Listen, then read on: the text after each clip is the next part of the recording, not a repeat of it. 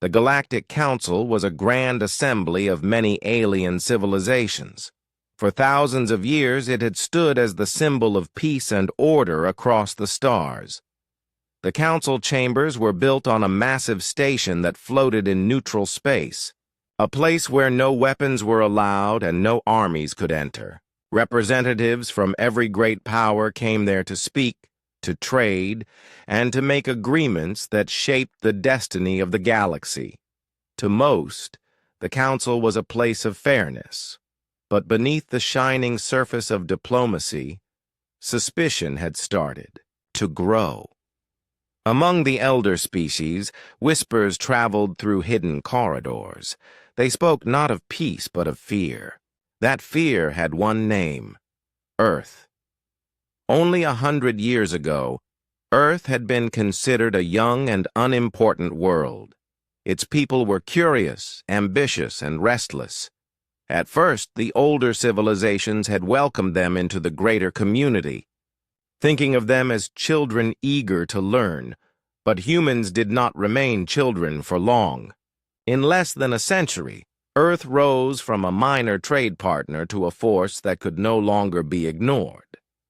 Human scientists studied alien technology with relentless determination.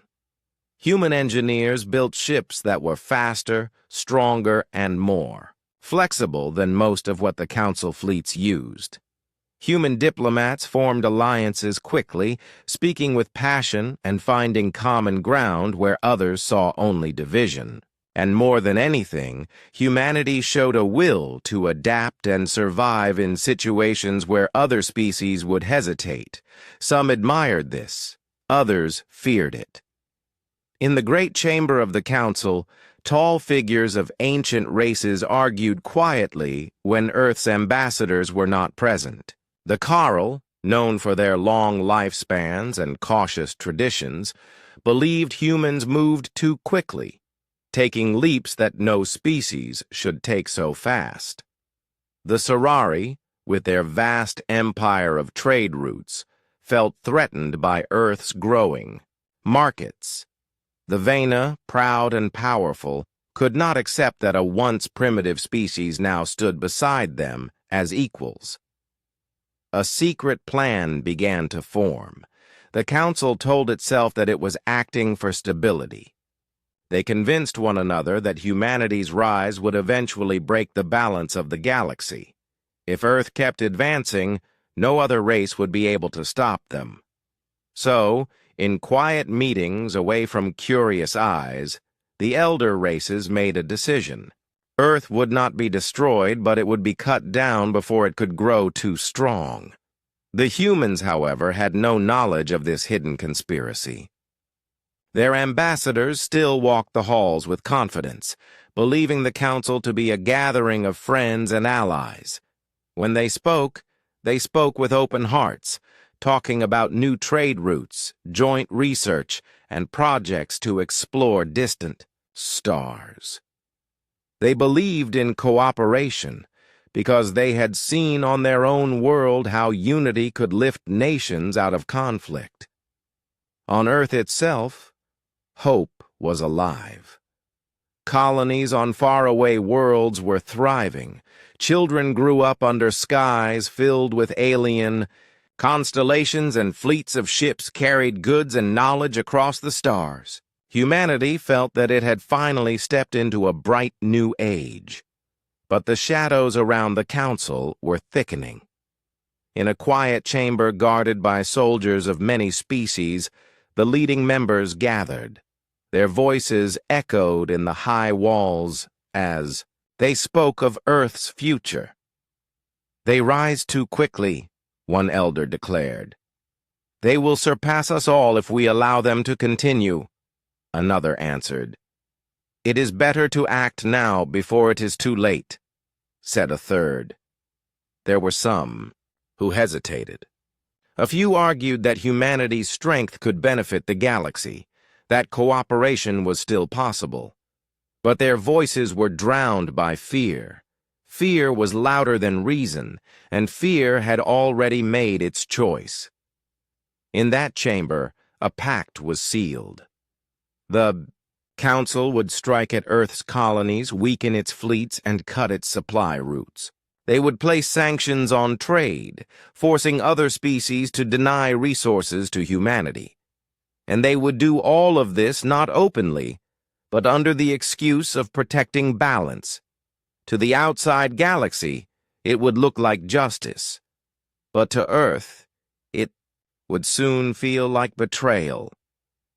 Far away in the blue skies of Earth, people looked up with pride at the ships rising from their spaceports. They dreamed of a future among the stars, never suspecting that powerful hands were already preparing to pull those dreams down. The Council stood as the guardian of peace, but in its heart it had chosen treachery. The fate of Earth was about to change forever. And when betrayal finally came, it would awaken a storm the galaxy had never seen. The first sign of trouble came in silence. Earth's colonies on the edge of known space suddenly lost contact with their supply ships. Messages were sent, but no answers returned. At first, leaders thought it was a problem with communication, relays. But soon, fragments of reports began to arrive. A trade convoy had been attacked. A research station was gone. Families waiting for loved ones received no word. Something dark was happening beyond the borders. The truth became clear when the news finally reached Earth. Combined fleets from Council member worlds had struck against human colonies. Entire outposts had been burned, and space stations were left in ruins. Ships carrying food and medicine were stopped, searched, and seized under the false charge of illegal expansion. It was not the act of raiders or pirates. These were not accidents. This was a planned assault. The Galactic Council announced their decision in a cold voice. Humanity, they declared, had grown too quickly and too dangerously. They accused Earth of disturbing balance and threatened that unless humans accepted heavy sanctions, more attacks would follow. The Council claimed they acted for peace, but for the people of Earth, it was clear. This was not justice. It was betrayal. Across Earth, anger spread like fire. In cities, people filled the streets, demanding action. On the colonies that survived, survivors sent desperate messages, calling for help. Mothers and fathers wept for their families lost in the outer rim. Soldiers clenched their fists, ready to fight. The betrayal united humanity in a way that had not been seen for centuries. Borders between nations no longer mattered. Old rivalries vanished. Now there was only Earth against the galaxy. Inside the chambers of Earth's high command, leaders met day and night. The room was filled with tension as generals, admirals, scientists, and diplomats gathered around the table. Screens showed burning colonies, broken ships, and the cold declaration from the Council. Every voice in the room carried the same question. What was to be done? Some argued for retreat. They said Earth should endure the sanctions and seek a peaceful path. Others shouted that peace was impossible, that the Council had already chosen war. The debate grew fierce until one voice rose above the rest. The commander of the defense fleet stood tall and declared, "We have been betrayed, but we will not kneel. We will not beg. If the Council wants to cut us down, then we will rise as one. Let them learn what it means to betray humanity." Words struck deep into every heart present. Silence followed, then nods of agreement. Earth had been forced into a corner, but humans had always fought hardest when survival was on the line. The decision was made. Humanity would not surrender. Humanity would fight. News spread quickly across the planet and beyond. Volunteers filled recruiting centers faster than ships could carry them. Engineers worked day and night in shipyards, bringing hidden projects into the light. Civilians sent supplies, money, and even personal belongings to support the war effort. Humanity, once divided by many voices, now spoke with one. Meanwhile, in the council, leaders celebrated too soon. They believed Earth would bow to pressure, that humans would be crushed under the weight of sanctions and coordinated strikes. They did not understand the spirit of the people they had betrayed. They looked only at numbers, charts, and predictions. What they failed to see was that betrayal had forged a unity stronger than any weapon. On the colonies, survivors swore oaths of vengeance. Entire towns gathered to raise their banners, promising that no family lost would be forgotten. Soldiers, who once served separate nations, now wore a single emblem, the emblem of Earth itself. The betrayal had hurt them deeply, but it had also made them unbreakable. A message was sent across all human networks, broadcasted to every world where humanity lived. The message was simple, spoken by a calm but determined voice. We did not seek war. We trusted the Council. But trust has been broken. They struck our colonies, they stole our lives, and they called it peace. We will not surrender. We will not be silent. From this day forward, humanity stands together. Let the stars know we will endure, and we will answer. The words echoed in homes, in bunkers, in command centers, and on distant colonies. Children heard them and understood that their future would be shaped by what came next.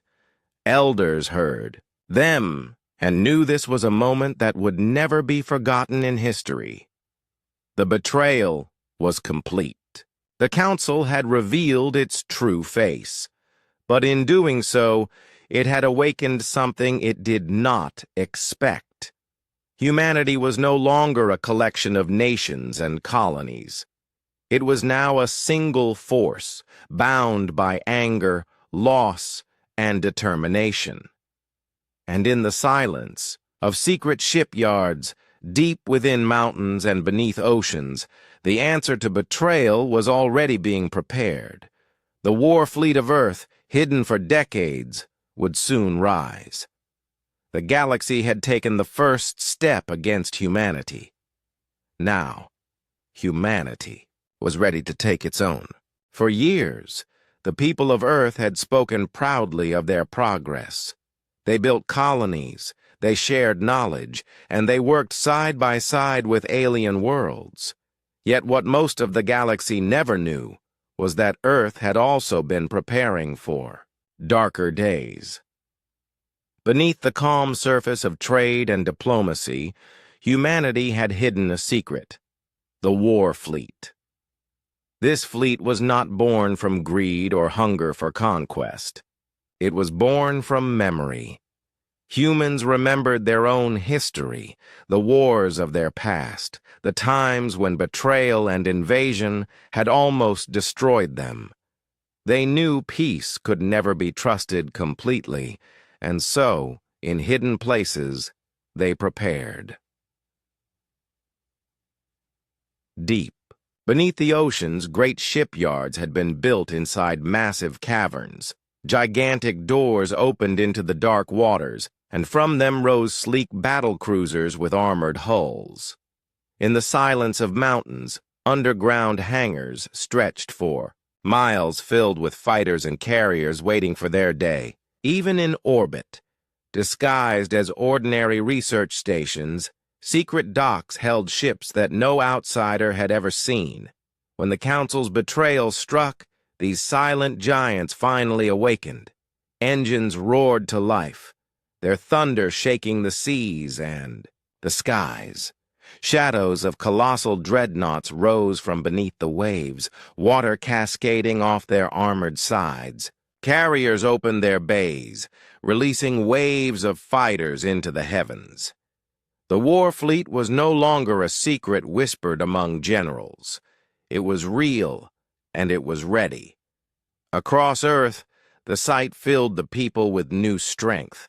Civilians gathered on coasts and mountains to watch as ships emerged from their hidden bases. Children pointed at the sky, cheering as fighters streaked overhead. For the first time since the betrayal, hope shone in their eyes. Humanity had been wounded, but it was not helpless. In the war rooms of Earth's High Command, holographic maps filled the air. Red markers showed the colonies lost, the trade routes broken, and the fleets of the Council closing in. Around the table, commanders studied every detail. Their voices were steady, but their eyes burned with determination. Admiral Rayan, chosen to lead the first strike, spoke with calm authority. "We will not wait for them to come again. They expect us to stay defensive, but we will take the battle to them. They think we are weak, but they have never seen what we kept hidden. We will show them." The room agreed. Plans were made, orders given, and signals sent to every corner of Earth's defenses. The war fleet would move as one. Crews rushed aboard. Their ships, many of them young but filled with resolve. Engineers sealed hulls, armed weapons, and loaded supplies. Pilots strapped into their fighters, hearts pounding as they imagined what was to come. Some felt fear, but none backed away. They knew the Council had already chosen to see humanity as an enemy. If survival meant war, then war they would give. The war fleet itself was unlike anything the galaxy had seen before. While other species built ships for tradition or ceremony, humans built theirs with a single purpose: survival. Battle cruisers were armed with rail cannons that could punch through the thickest shields. Carriers carried hundreds of fighters, fast and agile, able to swarm larger ships with deadly precision. The dreadnoughts, few in number but towering in size, carried experimental weapons capable of tearing fleets apart. Every ship had been designed not only for strength, but for flexibility. Humans were known for their ability to adapt, and so their ships were built the same way. Weapons could shift roles, engines could adjust for speed or endurance, and commanders had freedom to act as they saw fit. This made human fleets unpredictable, something the rigid tactics of the Council had never prepared for. When the first wave of the fleet launched, the skies of Earth were filled with light. Thousands of engines glowed as the ships rose higher and higher, forming vast formations in orbit. The blue planet below shone like a jewel, and above it hung the steel of its defenders. For a moment, silence filled the command decks as crews looked out at the endless stars. Each one knew that beyond those stars lay enemies waiting, but none felt alone. For the first time in history, all of humanity stood united. Back in the councils, halls, the betrayal was still seen as a success. Leaders congratulated one another, believing Earth was cornered. Reports of destroyed colonies and broken supply routes filled them with confidence. Yet even as they celebrated, their patrol fleets near human space began to send strange messages. They spoke of unusual ship movements, of powerful energy readings, and of human vessels moving faster and stronger than ever before. Those reports were dismissed at first. The Council thought humans could not possibly have built such a fleet in secret. They believed Earth was still weak, but soon they would learn how wrong they were. In the darkness of space, Earth's war fleet gathered like a storm. The betrayal had awakened it, and now nothing could send it back to sleep. Humanity was no longer the student of the galaxy. Humanity was ready to teach its own lesson. The galaxy would soon see what happened when Earth, once betrayed, unleashed its unmatched fury. The war fleet of Earth did not wait for another attack. The Council expected humans to remain on the defensive, hiding behind their homeworld, desperate to protect what little remained. But humanity was not going to wait to be hunted. The betrayal had left wounds, but those wounds now burned with fury. The decision was made. Earth would strike first. Admiral Rayan stood on the command deck of the flagship Iron Will. The massive dreadnought floated at the center of the formation, its hull shining with the glow of energy shields. Around it, cruisers, carriers, and destroyers spread out like the wings of a predator. The fleet was ready. Thousands of men and women waited at their stations, hearts steady, voices calm. The order had been given. Their target was not a random patrol or a weak outpost. The first strike would fall on a heavily guarded station that supplied one of the Council's frontier fleets. If that station fell, the Council's grip on the sector would weaken, and humanity would prove that it could not be cornered. As the fleet approached, silence filled the command deck. The station loomed ahead, a giant structure surrounded by defensive satellites and patrol cruisers. The defenders had no idea what was about to arrive. To them, the humans were still the young species, broken and scattered. They believed they were facing small groups of desperate ships. They had no idea an entire war fleet was about to fall upon them. "Engage," Admiral Rayan said. In an instant, the silence of space was broken. Human ships surged forward, weapons blazing. Rail cannons roared, sending slugs of metal tearing through the first enemy cruisers. Fighters poured out of the carriers like swarms of angry hornets, diving into enemy formations with unmatched speed. Missiles streaked across the void, slamming into defensive satellites and breaking their shields. The defenders tried to respond, but they were not prepared for the storm. Their formations broke quickly under the pressure. Human tactics were unlike anything they had seen. While the Council species fought with rigid discipline, humans moved like water. One ship fell back, another surged forward, adjusting instantly to every change in battle. Small victories built into larger ones, and soon the defenders were in chaos. On the bridge of Iron Will, the crew worked with sharp focus. Reports came in rapidly. Enemy patrol destroyed, satellite grid offline, fighter wings in control. Admiral Rayan gave calm orders, his voice steady in the storm. "Keep the pressure. Do not give them time to regroup. Strike hard and move fast." In less than an hour, the once proud frontier station was on the verge of collapse. Its defenses burned, its patrols scattered, and its supply lines severed. Human boarding teams swept into the station, securing key sectors and taking control of the command systems. By the time the Council's reinforcements finally began to move, it was too late. The station had fallen. Across the galaxy, news spread quickly. Council fleets received panicked messages from survivors. They spoke of human ships unlike any ever seen before. They spoke of overwhelming speed, power, and precision. Some messages ended mid-sentence, cut off by explosions. Others carried only silence, broken by static. For the first time, the Council realized that humanity was not broken. Humanity was not weak. Humanity had struck back, and the blow had been devastating.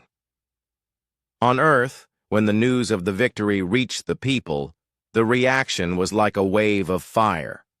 Cities erupted in cheers. Colonies sent messages of hope.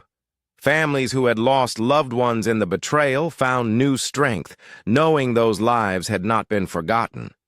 Humanity had taken its first step toward justice, but the victory was not just about pride. Strategically, it was a turning point. With the station under human control, entire supply lines were now in chaos. Council fleets in the region were stranded, lacking fuel and resources. For a coalition that depended on careful coordination, this was a disaster. Admiral Rayan stood once more on the deck of Iron Will, watching the stars. The fleet had proven itself, but he knew this was only the beginning. The Council would not stay passive. They would come back stronger and angrier. But humanity was ready. The betrayal had already united them, and now victory had given them momentum. "Let them come," Rayan said quietly. "We will meet them all." In the council chambers, shock and anger filled the air. Leaders shouted at one another, demanding answers. How had humans built such a fleet? How had they advanced so quickly? Some called for immediate retaliation. Others warned that underestimating humanity again would be a mistake. For the first time, fear crept into their voices. The first strike had done more than destroy a station. It had shattered the illusion that humanity could be controlled. The galaxy now knew that when betrayed, Earth would not wait for mercy. It would rise, and it would strike back with unmatched fury. The war had only just begun. The fall of the frontier station sent shock waves across the galaxy. What was meant to be an easy victory for the Council had turned into humiliation. The humans, once dismissed as reckless newcomers, had struck with a force and skill that none of the elder races had expected. Reports from surviving ships told the same story again and again. The humans had fought with unmatched speed, their tactics shifting like wind, their ships striking with brutal precision. The galaxy could no longer deny it. Humanity had risen. On Earth, the victory was more than a battle won. It became a symbol. Across cities and colonies, people gathered to watch the footage of human ships tearing through enemy fleets. Families who had lost loved ones felt pride knowing their sacrifices were not in vain. Children cheered as fighters streaked across the skies during parades, and old veterans of past wars saluted the new generation of warriors. For the first time since the betrayal, the people of Earth felt not just anger, but hope. Inside Earth's high command, leaders studied every detail of the battle. Maps and data filled the screens, showing weaknesses in the Council's lines. Every destroyed outpost, every broken supply route gave humanity more ground to stand on. But the commanders knew the war was far from over. The Council would not accept such a defeat. They would strike back with greater numbers, stronger fleets, and heavier weapons. Humanity had proven its strength, but now it had to prove its endurance. Admiral Rayan stood before his officers, his voice steady as he addressed them. The Council thought betrayal would break us. Instead, it has united us. They will come again, but we will not bend. We will not yield. From this moment, our resolve must be stronger than ever. The officers saluted, and across the fleet the same message was shared. Crews repeated it in ready rooms, engineers whispered it as they worked, and soldiers carried it into their hearts. Humanity was unbroken, and it would remain unbroken. Meanwhile, the Council scrambled to control the story. They spread propaganda across the galaxy, declaring humans as dangerous aggressors. They said Earth had attacked without warning, that humanity's ambition threatened peace for all. But the truth could not be hidden. Footage of the betrayal had already spread.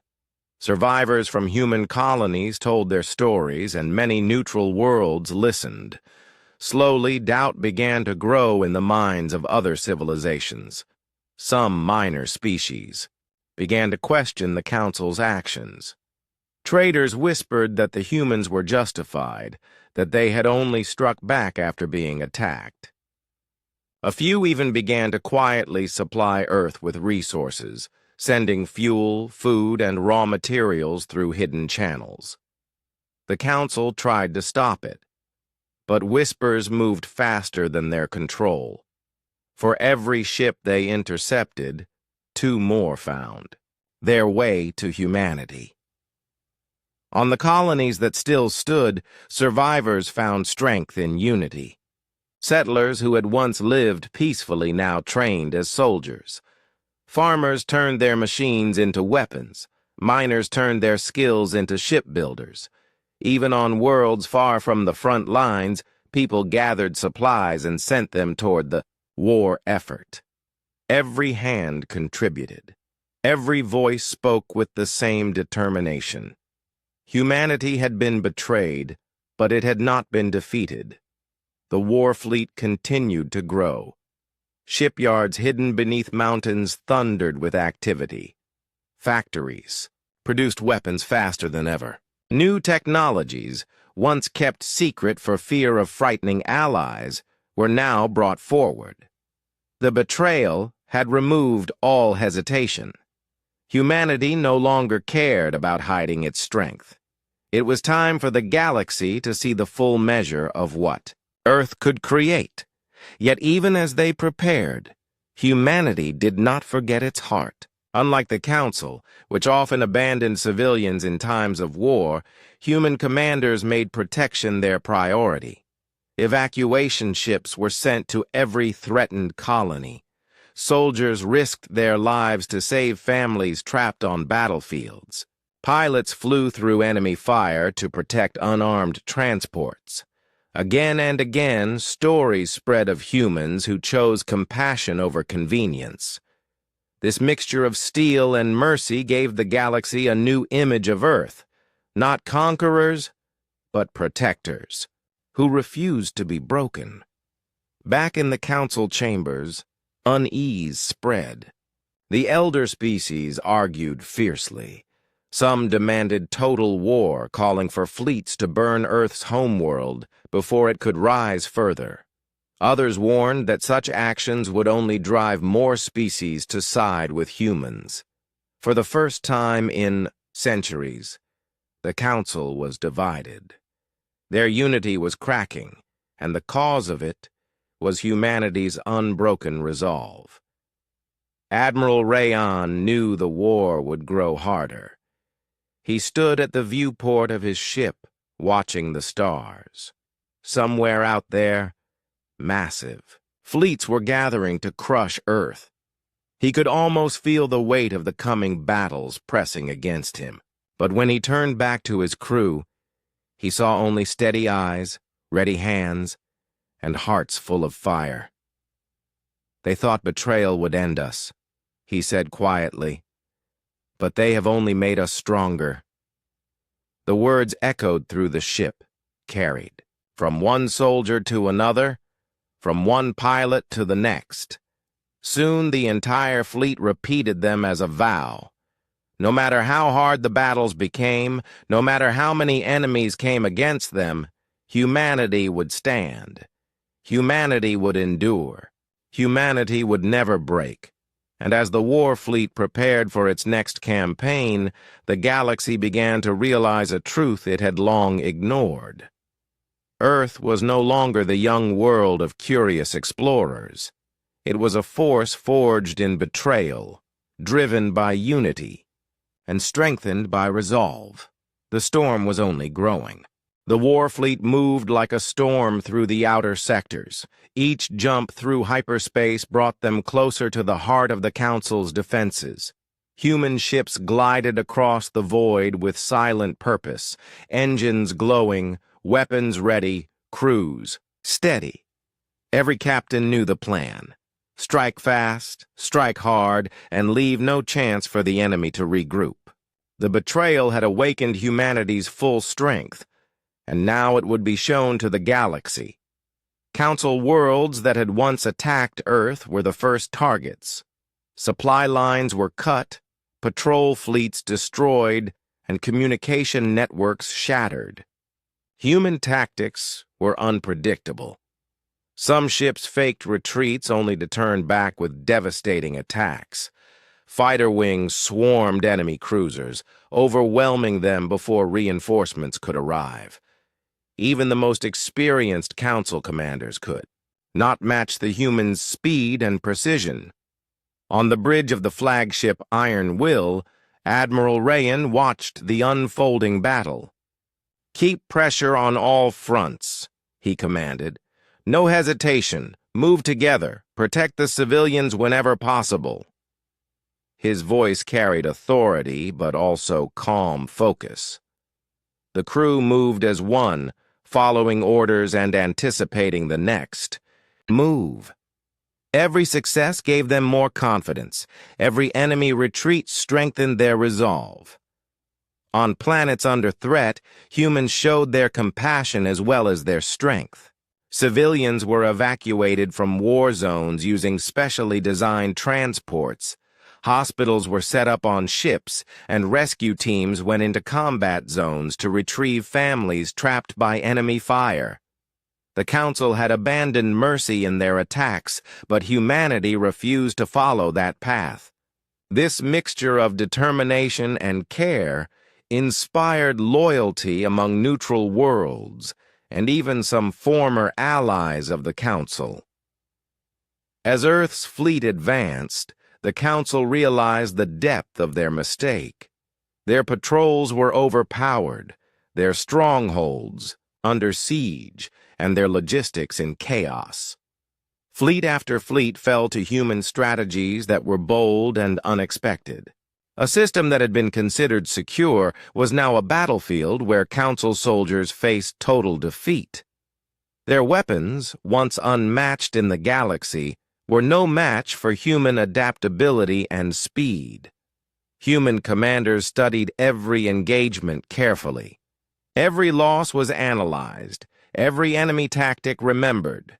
They improved constantly, using both technology and human ingenuity to stay ahead. Engineers modified ships mid-battle, pilots coordinated attacks like a single mind, and soldiers on the ground synchronized their actions with space operations. The coordination was flawless, and the Council could only watch as their power crumbled. Yet even as victories mounted, humanity did not lose its focus. They targeted military objectives, avoided unnecessary destruction, and spared civilians whenever possible. Colonies that had suffered under Council strikes were now liberated. Families were reunited, and hope returned to the eyes of those who had thought they were abandoned. Every liberated world joined the effort, adding supplies, ships, and intelligence. Humanity grew stronger with every step of the advance. The Council's leaders panicked. Orders were shouted, fleets redirected, and desperate plans drawn up. But nothing could stop the humans. Every reinforcement sent to block the war fleet was destroyed or captured. Every attempt to regroup failed. Humanity's speed, strategy, and unity were too much. The elder species realized that underestimating Earth had been their greatest mistake. On the human side, morale soared. Crews celebrated victories in quiet ways, acknowledging the hard work of engineers, soldiers, and pilots. Even in the heat of battle, humanity found moments to remember why they fought: for survival, for family, and for the honor of their world. They were no longer the species underestimated by the galaxy. They were the storm that could not be stopped. By the time the war fleet reached the inner sectors of the Council's territory, entire supply networks were destroyed. Systems that had been loyal to the Council began sending messages of surrender, or seeking alliances with Earth. The Council, once confident in its control, found its coalition weakening. Doubt spread among their allies, and some species quietly began aiding humanity. Admiral Rayon stood once more on the bridge of Iron Will, looking at the stars that were now filled with burning fleets, liberated colonies, and the glow of human ships moving like a single organism. "We are not done yet," he said. "The Council will fight, but we will not falter. Every step forward is proof that betrayal cannot break us. We move for justice, for honor, and for all who believed in us." As humanity pressed onward, the galaxy began to see a truth that no council could hide. Earth was not just a world of survivors. Earth was a force united in purpose, bound by trust and courage, and strengthened by the fires of betrayal. Where the Council had expected fear, they found only relentless resolve. The crushing advance of the war fleet continued, leaving behind chaos for the enemy and hope for the liberated. Humanity's fury was unmatched, their strategy unbreakable, and their spirit unshakable. The Council's once mighty coalition was collapsing under the weight of a species it had dared to betray. The storm had no end in sight. Humanity would not stop until justice was restored, until the betrayal was answered, and until the galaxy understood the true power of a united Earth. The final stronghold of the Council loomed ahead, a massive cluster of fortresses and orbital defenses. For centuries, it had stood as a symbol of their power. No species had ever dared to challenge it directly.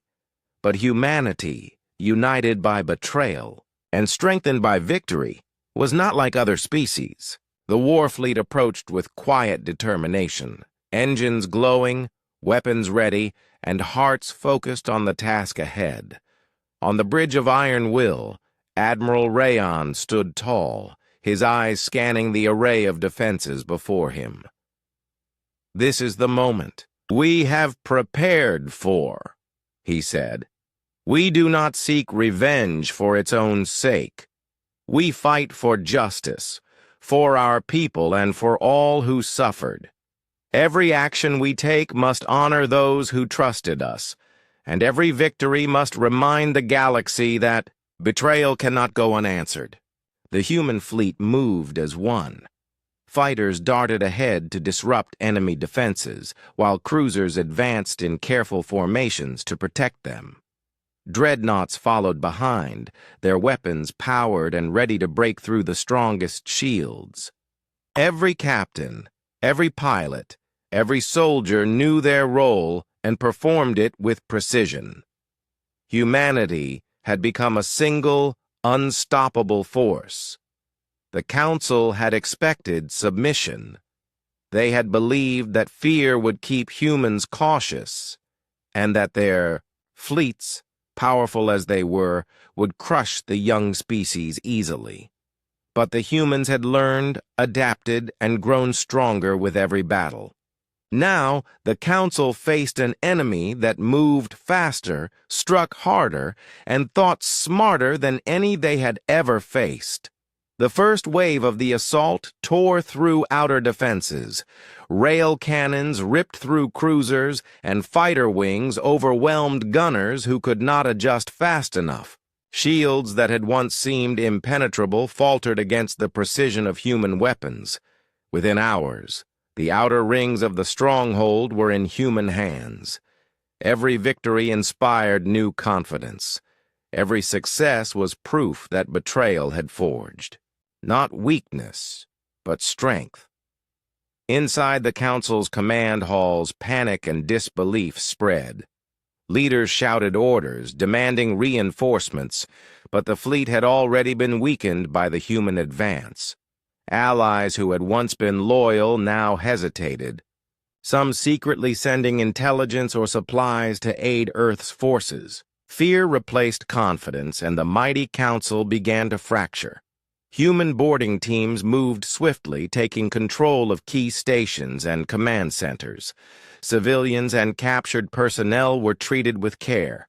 Unlike the council, humanity did not use fear or cruelty to maintain control.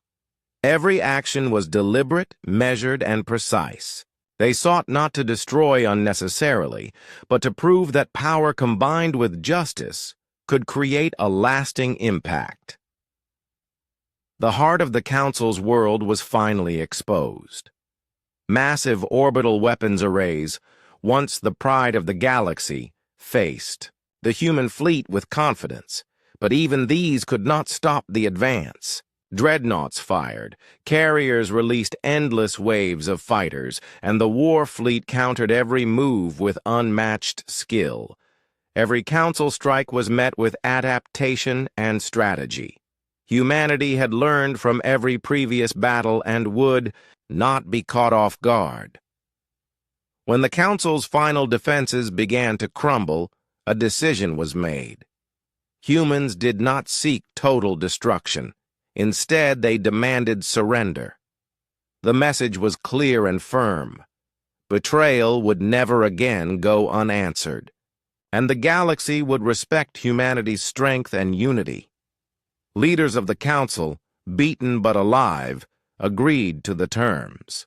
They recognized the cost of their treachery and understood that Earth's unity and power could not be ignored. For the first time, humans had not only survived betrayal, they had rewritten the rules of the galaxy. Across human-controlled systems, celebrations were quiet but profound. Soldiers returned to their ships with pride, engineers checked systems with satisfaction, and civilians welcomed the liberated.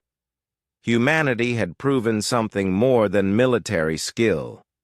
They had shown that unity, determination, and courage could overcome even the greatest betrayal. Admiral Rayan looked at the stars from the bridge of iron will. The galaxy stretched before him, vast and endless, full of worlds that had once doubted humanity. Now they understood. "This is our legacy," he said softly. "Not just victory, but the knowledge that we will stand together, that we will never bow to betrayal, and that our spirit cannot be broken." The galaxy would remember the lesson. Other species saw that underestimating Earth was a grave mistake. The Council, once feared as unchallenged rulers, now existed in a new order. They would survive, but they would never again dictate the destiny of humanity. From that day forward, humanity held a place of respect and power in the galaxy. Not through fear, not through domination, but through unity, courage, and justice. The war fleet, once hidden and silent, became a symbol of hope, strength, and resilience. And across the stars, the memory of betrayal became a story of triumph. Humanity had been struck down, but they had risen higher than ever. They had unleashed a fury the galaxy had never known, and in doing so, forged a legacy that would endure for generations. Earth had been betrayed, but in response, it had become unstoppable. Humanity's place among the stars was no longer uncertain. It was secure, honored, and forever remembered. The war had ended, but the story of humanity's courage, unity, and unbreakable spirit would echo across the stars forever.